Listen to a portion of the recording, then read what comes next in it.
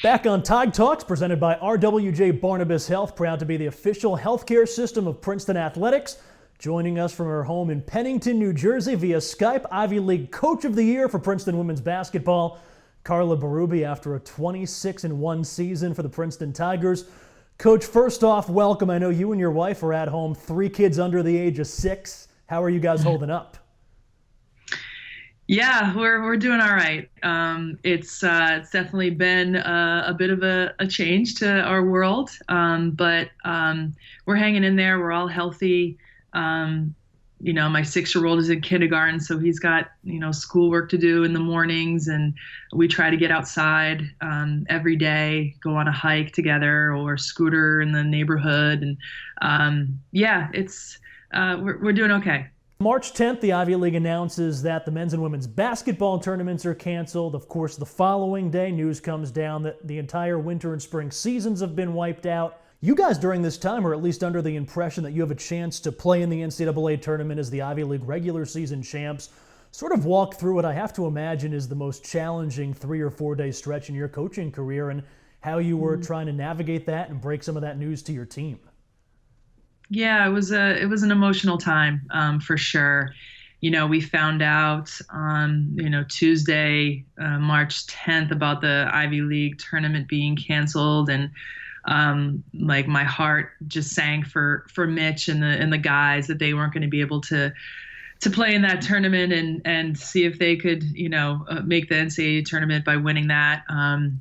For my seniors who and team that we were really excited to play in that that Ivy madness, and I've heard about what a great atmosphere that is. So it was tough to hear that, but we listened to the Ivy League presidents, and Molly gave us the information and did it in a understanding way, and then the next day it was then all spring sports were canceled, and then after that was the NCAA championship.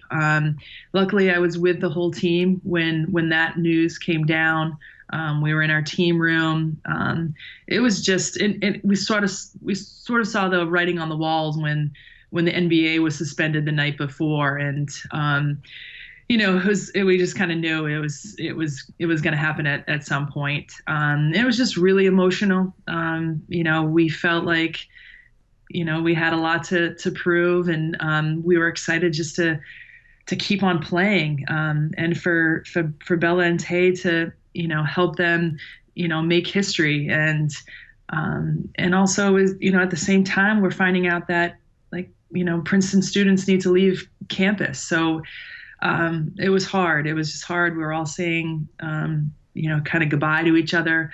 Luckily, on Friday, we all got together and had a makeshift end of the season banquet where we, one of my assistants, Lauren Dillon, put together a slideshow, and, we did like superlatives and had pizza and salad and just talked about just the best memories we had of the season. So it was like a little bit of closure, but it was sad and emotional because, we just weren't going to be together again. This team will never be together, and it was tough. But I think my players did a great job of just understanding what was happening and knowing this was what needed to happen, but it didn't take away, the pain of having to, end our season early. And your team likely would have been a 5th or a 6th seed, would have been favored in the first couple games in the NCAA tournament. But now into the offseason, how much contact have you had with the players on your team and your coaches? Yeah, I mean, we have a group me messaging system that we're always talking. We had a Zoom conference last week. We're doing it again this week, and we're having individual Zoom conferences with each player, kind of have a just to see how they're doing, and then sort of wrap up the season and talk about just how moving forward, how can they work on their game and what's feasible for them, and how are they.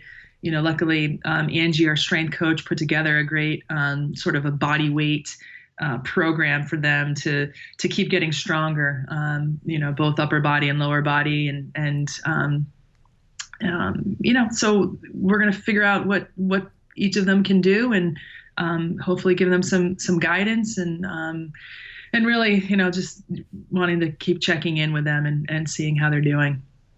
Let's talk about two seniors. This was still a pretty young team by Division I basketball standards, but you had two seniors, Bella Allery, Taylor Bauer. We'll talk about Bella, the player on the court, in a couple minutes, but what did the leadership of those two mean for this team and mean for you and your staff? Your first season at Princeton, to walk into a situation like this. Yeah, they were amazing, amazing from the start, from when I first, talked to him on the phone. Just they were ready and they were on board, and just showed great leadership. I think they were in touch with our team the whole summer, and they were going to welcome whoever it was that was going to come in and take over as the head coach, and then got to meet a lot of the players and Bella during camps in the summer, and I actually didn't meet Taylor until she came on campus to start classes. But just from the start, just unbelievable. Just with helping my staff get to know Princeton. How do we recruit to this place? What are the great things about it? To what's been done in the past. How is this team run? What are some of the personalities like? Just on the court, always, giving their best effort day in and day out, both mentally really, really strong, and, just always felt like we could, count on them for anything that we needed. I thought this team had such great chemistry. The camaraderie was just amazing. If you watch our bench, they were so together, and always, cheering for each other. And, from practice one till our very last practice, I always felt that, we were getting better and, getting stronger. And, I think we were going to be playing, our best basketball of the season, heading into mid-March. So, they meant so much to me, and I'll never, forget that, that they helped me, in this transition, help my staff. And they're just great people. And I've loved being around the two of them, and, I'll miss them a lot. I know my team will as well. Bella Allery, Ivy League Player of the Year for the third time in her career. She graduates, or she will graduate, as the school's all-time leader in career points and blocks and double-doubles, Ivy League Player of the Week awards. List goes on and on. She still has a lot to prepare for. You talked about it before we popped on air about, the season's over and you're not necessarily trying to stay in basketball shape. You're taking some time to rest. For Bella Allery, she has the WNBA Draft, which is coming up in just about 3 weeks.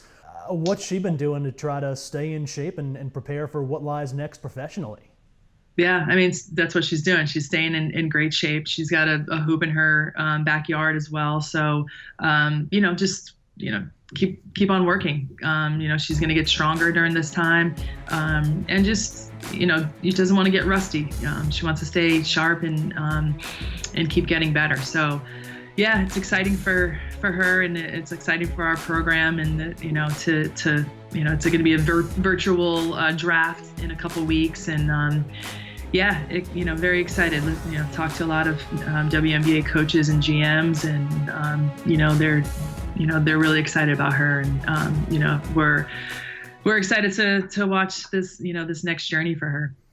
You spent 17 seasons as the head coach at Tufts, had a ton of success there, just finished your first season at Princeton. What's something that maybe surprised you about the transition from Tufts to Princeton? I think that a lot of people think that the Division III to Division I is such a huge jump. And it really isn't. I think anytime you go from one university to another, there's a lot to learn within those two, colleges. And I thought that, I moved on to Princeton because it was a lot like, my situation at Tufts, and it's, basketball is basketball, and there's not a lot of difference between the two, and that was great to know. And I think it's great for everybody in sort of athletics that, there's, maybe the level of athlete is different in skill set, but basketball is basketball. So that wasn't a big difference. I mean, Princeton, I said this before, but the people that are at Princeton, the people that are that surround our team in athletics, and whether it's the alums or as professors or just people across campus, the support and the love that we've felt is just amazing. And you feel like you can do anything, you can get anything done because you have this support system around you. And it was amazing. This whole 10 months now, I think I've been on the job.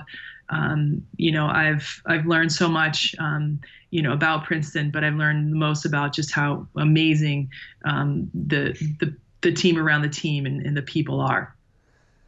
Princeton women's basketball head coach Carla Berube joining us from the comfort of her own home, presented by Conway Comfort Heating and Cooling. And Coach, I have to imagine one of the positive things about this whole situation is being home and being able to spend some time with your family.